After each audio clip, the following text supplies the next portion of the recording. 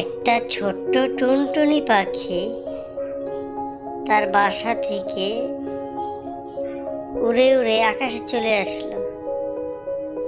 সে তার বাবা মাকে না বলেই আকাশে উড়াল দিল। এখন উড়তে উড়তে সে এত উপরে উঠলো আকাশে যে নিজের বাসা কোথায় সে বুঝতে পারতাছে না কিভাবে যাবে।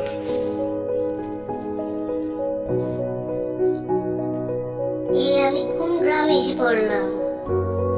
আমি তো এখানে কিছুই চিনি না। আমি কিভাবে বাড়িতে যাব?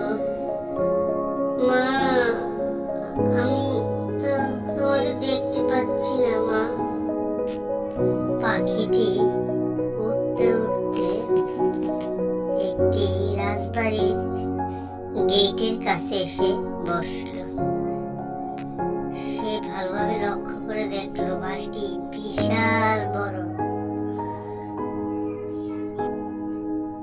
তারপর পাখিটি বিশালী রাজপ্রাসাদে উড়ে ঢুকলো। সে দেখলো চারপাশে কেউ নেই, শুনশান নীরবতা। সে সুন্দর একটি বিছানা দেখে শুয়ে পড়ল।